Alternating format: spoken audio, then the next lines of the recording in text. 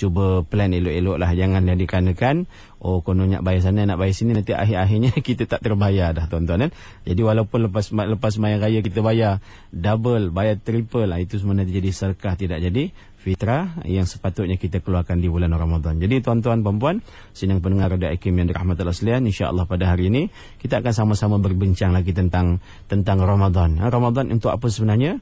Ramadan kalau kita hayati sungguh-sungguh, kita dah hayati dalam-dalam, sesungguhnya Ramadan nak ceritakan kepada kita tentang kehambaan. Mudah-mudahan dengan puasa yang kita lalui, dengan amal ibadah yang kita lakukan di bulan Ramadan ini dapat benar-benar melahirkan rasa hamba, sifat hamba kan. Jadi sifat hamba ni biasalah kita rasa lemah, kita rasa tak cukup kan, kita rasa kita dhaif, kita rasa kita sendiri, itu antara sifat-sifatnya kan. Jadi kalau kita rasa kita besar, kita rasa segala-galanya, ini mungkin ada masalah kan. Contoh kalau kita renung, kita lihat sungguh-sungguhlah binasanya dunia hari ini, binasanya alam. Kalau kita lihat sejarah zaman Nabi Adam lagi kan, Qabil dengan Habil yang tak sudah cerita panjang cerita dia tuan-tuan puan. Jadi itu semua disebabkan apa? Sebab sifat-sifat yang sepatutnya tidak ada pada hamba tapi ada ketika itu. Apa antaranya ialah sombong kan. Sombong, Qabil rasa dia kata orang dia handsome, dia smart. Jadi bila kena kahwin dengan adik kepada Habil, dia tak nak, dia nak kahwin dengan pasangan dia sendiri. Ini contohlah antaranya. Jadi sebab itu tuan-tuan dan puan sedang pendengar yang dirahmati Allah sekalian, binasanya dunia hari ini bukan kerana orang lain tapi dikarenakan diri kita sendiri kan. Sebab ada hasad dengki dalam diri kita, kita ada ego, kita ada sombong kan. Jadi sebab itu insya-Allah antara benda-benda yang paling kemuncak lah yang kita nak kena sama fikirkan, itulah dia sombong kan. Sombong sebenarnya yang bila mana Allah ciptakan Nabi Adam alaihissalam kan, Allah minta semua penduduk syurga untuk sujud membesarkan sujud kepada Adam, membesarkan Allah Subhanahu taala, semua sujud kecuali satu, itulah dia syaitan kan. Syaitan, iblis tak nak sujud. Sebab apa? Sebab dia kata dia daripada tanah, aku daripada api kan. Tuan-tuan puan. Jadi daripada cerita tersebut itulah bermulanya pergaduhan, pergelutan antara manusia dan syaitan. Jadi sebab itu tuan-tuan puan saudara-saudari sidang pendengar yang dirahmati Allah sekalian, kita nak kena renung sungguh-sungguh lah kan. Renung sungguh-sungguh, kadang dalam kita sedar tak sedar ni kita telah berlaku sombong kepada Allah Subhanahu wa taala. Kita sombong pada Allah Subhanahu wa taala kan. Aku tak sembahyang pun Allah hidupkan aku buat dosa pun Allah bagi rezeki pada aku, kita buat benda-benda tak sepatutnya buat jahat ke, masih lagi Allah beri nikmat kepada kita. Ada begitu tuan-tuan kan. Jadi sebab tu kita nak kena banyak-banyak muhasabah, takut-takut apa yang kita lakukan, kita telah berlaku sombong pada Allah Subhanahu wa taala. Ada juga manusia yang berlaku sombong kepada Nabi, kepada Rasulullah sallallahu alaihi wasallam.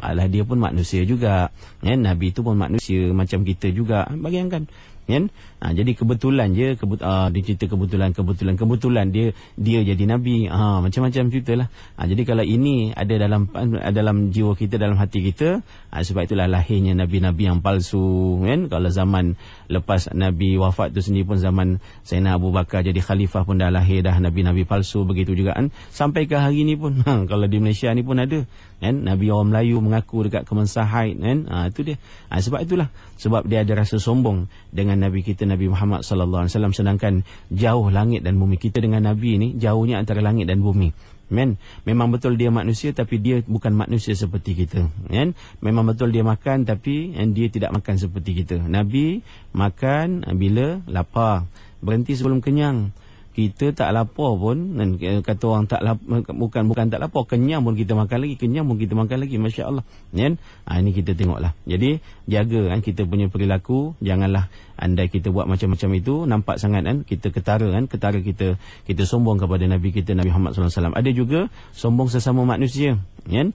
Dalam kita sedar ataupun tak sedar, rupanya kita kadang kita perli kawan-kawan kita rasa kita hebat, kita rasa kita bagus. Dia orang ni semua kalau aku tak tolong dia tak jadi apa. Macam-macam cerita lah kan. Kadang orang miskin tu datang, kita bagi duit, orang miskin ni pun kalau aku tak tolong dia, memang dia tak boleh makan. Jangan tuan-tuan dan puan kan. Jadi sebab benda-benda ni lah kita nak kena renung sungguh-sungguh. Mudah-mudahan dengan Ramadan yang kita lalui, kita dapat ajar sungguh-sungguh, kita dapat benamkan sungguh-sungguh rasa sombong yang walaupun mungkin kita tidak berniat, kita tak niat nak berlaku sombong, tapi takut kita terlaku perkara-perkara seperti tadi. Jadi kita nak monitor kan. Ya, walaupun kita ni mungkin tidak berperangai seperti mana yang orang-orang lain buat, tapi dalam kita sedar tak sedar takutnya kita terbuat. Sebab itu tuan-tuan puan-puan sedang pendengar yang dirahmati Allah sekalian, Imam Al-Ghazali dia menggariskan beberapa perkara dalam kitabnya kitabnya Ihya Ulumuddin, bila ada sebut antara sebab-sebab ataupun ciri-ciri kenapa seorang itu boleh jadi sombong, kan? Dia sebab ada sebab dia. Kan kadang orang ni dia bukan jadi gitu sendiri, tak, dia ada sebab-sebab kenapa dia tu berlaku sombong. Yang pertama sebab apa? Sebab ilmu pengetahuan. Masya-Allah tuan-tuan dan puan, kan? Jadi ini ujianlah juga untuk guru-guru, ustaz-ustaz, pensyarah-pensyarah, cendekiawan-cendekiawan ya. Kadang dengan ilmu ni dalam kita sedar tak sedar kita berlaku sombong. Kita kata macam kita yang the best lah, yang terbagus. Kita menafikan ilmu-ilmu orang-orang dulu, ulama-ulama mutabar, Imam Syafi'i, Hanafi, Maliki, Hambali. Kita kata dia orang tu tak ada benda, dia orang tu tak boleh pakai. Jangan tuan-tuan dan puan, kan? Ini kita tengoklah. Sedangkan kalau nak dikira ilmu kita dengan ilmu mereka, lagilah masya-Allah, kan? Ni dia. Dan ilmu yang dapat pada kita pun sebenarnya sangat sedikit. Yu'til hikmah wa ma yu'til hikmah faqad utiya khairan katsiran wa ma utitu minal ilmi illa qalil. Dalam Quran semua ada cerita ilmu yang Allah berikan kepada kita sebenarnya sangat sedikit. Tapi kalau sedikit tu kita manfaatkan sungguh-sungguh, kita ambil dengan rasa penuh rasa syukur, insya-Allah Allah akan tambahkan yang banyak lagi tuan-tuan, kan? Ini dengan ilmu kadang manusia boleh berlaku sombong. Apalagi tuan-tuan yang kedua dengan amal ibadah. Wah, kita rajin ibadah ni bulan puasa ni, masya-Allah. Rajin ibadah, kan? Kita rajin ibadah dengan puasanya, dengan wirid zikirnya, dengan baca Qurannya, dengan berdoanya, dengan qiyam, tiap-tiap malam kita qiyam. Kita tengok orang lain tak bangun, kita pun rasalah bangga. Tuan-tuan, itu pun nak kena tengok juga. Sebab itu kita kena betulkan niat. Yang kita beribadah di bulan Ramadan ni bukan kerana Ramadan, bukan kerana Lailatul Qadar, tapi semata-mata kerana Allah Subhanahu Wa Taala. Kan? Kerana Allah, untuk Allah Subhanahu Wa Taala. Ini nak kena betul. Jadi janganlah dikarenakan amal tiba-tiba lahir sifat sombong dalam diri kita, kan? Begitu juga kadang manusia ni boleh berlaku sombong sebab apa? Sebab nasab keturunan.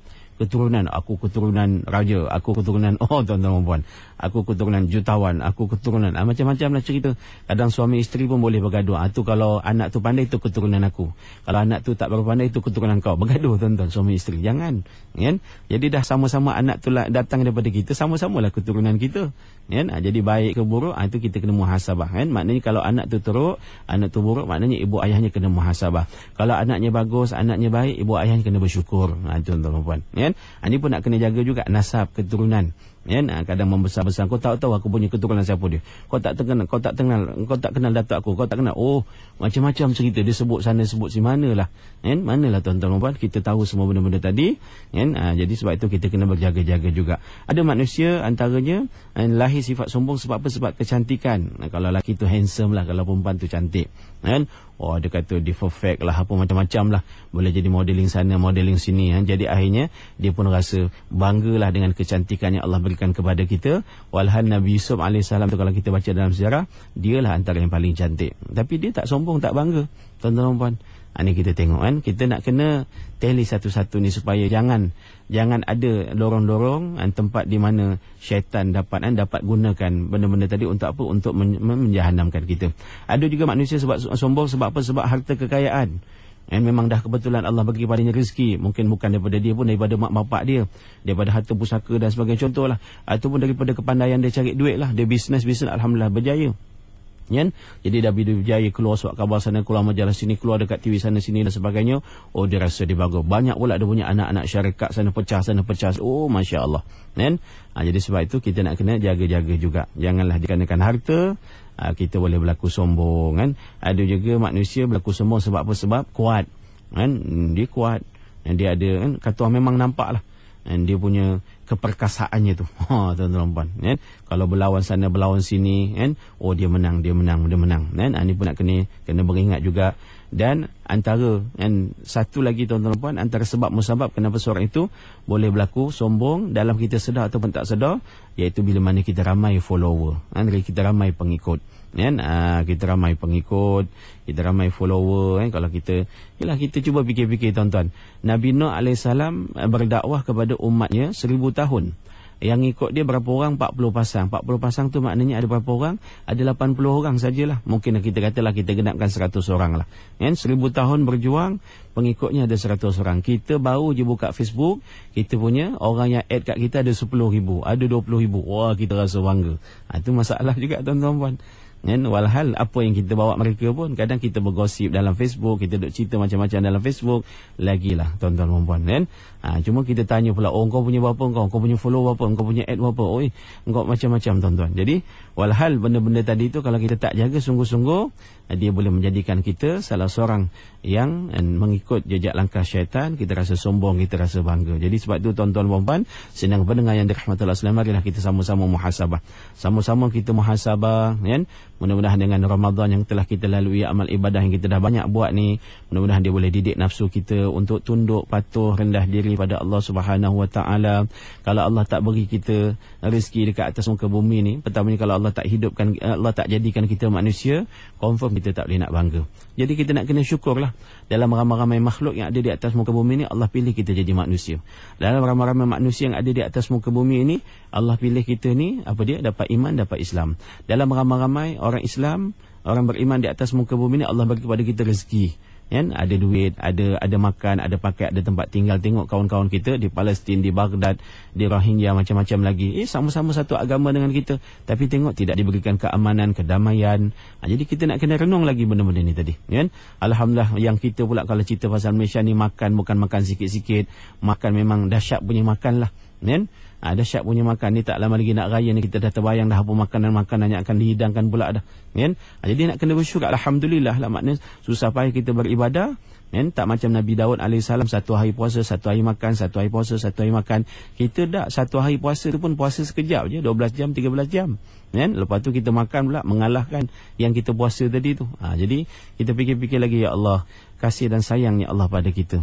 Jadi takkanlah dikarenakan semua macam-macam nikmat yang Allah berikan kepada kita, ya Allah berikan kepada kita ilmu, Allah berikan kepada kita amal, Allah berikan kepada kita keturunan nasab, Allah berikan kepada kita kecantikan, Allah berikan kepada kita harta, Allah berikan kepada kita kekuatan tubuh badan, Allah berikan kepada kita adalah sedikit pengikut, adalah member-member kan, geng main carom ke, geng main futsal ke, adalah juga geng-geng kan, geng jamming sana jamming sini, contohlah geng motor ke, geng basikal ke, adalah juga kan. Jadi rupanya benda-benda yang Allah berikan kepada kita tadi itu adalah nikmat untuk apa? Untuk memudahkan kita hidup di atas muka bumi. Jadi tidak wajarlah kita gunakan untuk apa? Untuk kita sombong pada Allah Subhanahu Wa Taala, untuk kita sombong pada Nabi kita Nabi Muhammad SAW. Begitu juga kita sombong sesama manusia. Kan? Jadi kalau kita tidak mau binasa tuan-tuan hidup di dunia ni, marilah kita kikir sifat-sifat sombong kita, kan? Ego kita, takabur kita. Sebab inilah antara sifat-sifat yang menjahanamkan manusia. Terkeluarnya Nabi Adam AS dari syurga disebabkan kesombongan iblis, syaitan, digoda, dihasut sampai Nabi Adam dan Hawa termakan buah larangan. Kan? Dan kerana termakan itulah akhirnya terkeluarlah Nabi Adam dan Siti Hawa daripada syurga. Jadi maknanya kalau kita nak masuk syurga, antara salah satu kuncinya, marilah sama-sama kita buangkan sifat sombong dari dalam diri kita, insya-Allah. Dan mudah-mudahan Ramadan yang kita lalui sungguh-sungguh pada tahun ini dapat benar-benar mendidik kita untuk menjadi hamba yang sebenar kan kepada Allah Subhanahu Wa Taala. Jadi tuan-tuan, puan-puan sedang pendengar yang dirahmati Allah sekalian, insya-Allah kan esok lusa ada beberapa hari lagi ni, mudah-mudahan kita berpeluang untuk bersua lagi, untuk sembang-sembang lagi, untuk kita menyediakan diri kita menyambut hari kemenang yang tak lama lagi, insya-Allah. Bertemu lagi insya-Allah. Assalamualaikum warahmatullahi wabarakatuh.